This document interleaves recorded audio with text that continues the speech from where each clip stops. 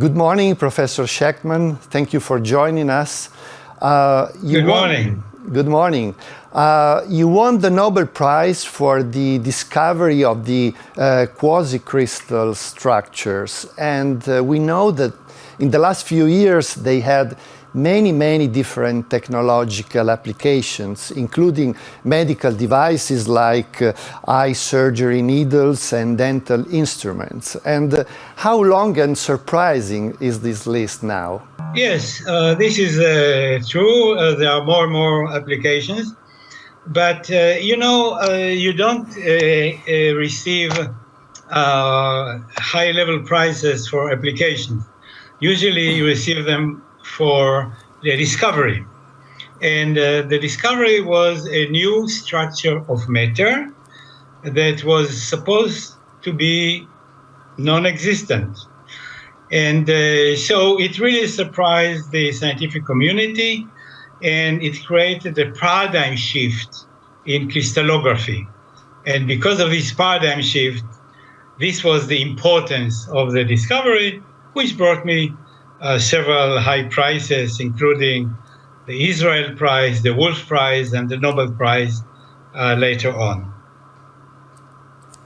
And Professor, you often emphasize the role of technological developments from genetic engineering to artificial intelligence. So how they should have a major impact on medicine and global health and human life. Can you just tell us what can be a good example of this process? Definitely. The world of science and technology, which means the progress of the world, moves in two avenues. One avenue is the avenue of revolution. Another one is an avenue of evolution. Let me explain. Revolutions are scientific discoveries, something unexpected that suddenly pops up. A scientist in a university or research institute discovers something new and exciting. This is the revolution. Then comes the evolution. People start to develop useful materials, useful technologies, useful medications based on this discovery. The first avenue, revolution, cannot be predicted. You cannot predict.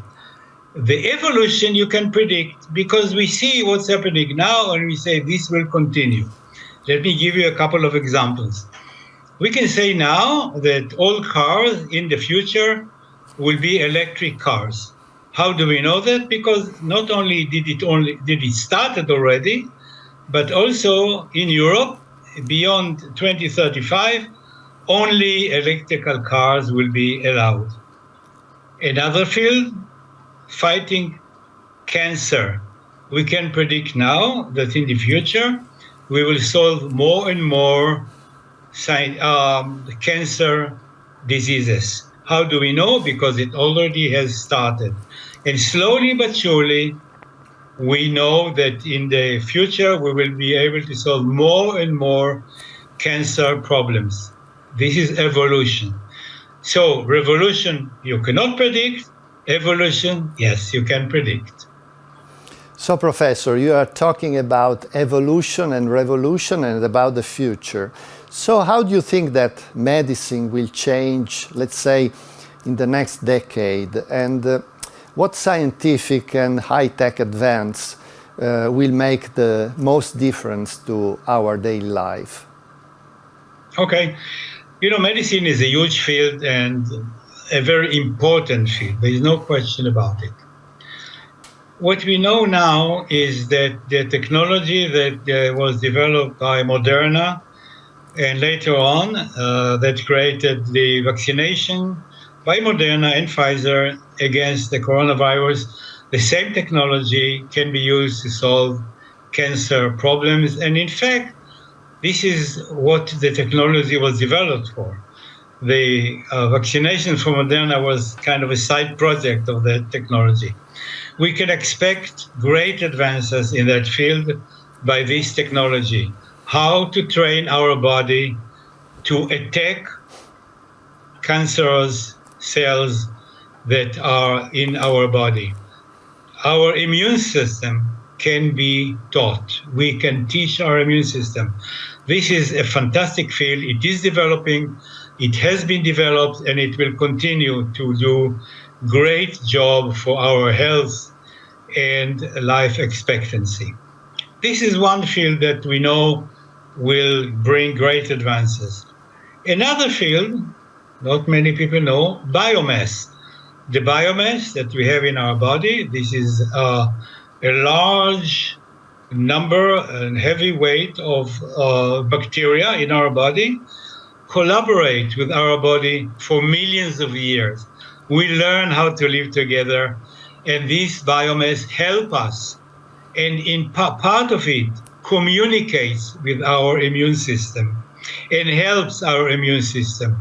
If we learn how to use the biomass, and we learn which are the bacteria which are very helpful, we don't know that yet, which are the bacteria that is very helpful to help our immune system. Once we learn that, we will be able to use the biomass to help us learn, to help our immune system to fight more diseases. So these are fields that are emerging. They exist. There is a great advance, but I expect more there.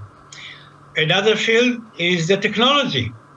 We have X-rays, we have MRI, we have ways to find problems in our body, but some of them still have high radiation. X-rays still have high radiation. We need to reduce this high radiation. We make advance there, the fields will develop. So this is what I can see in the near future. This is the evolution part. Revolution, I cannot predict. Thank you, Professor Shechtman, and we hope to see you later again. Thank you. Bye-bye. Bye-bye. Thank you. Bye-bye.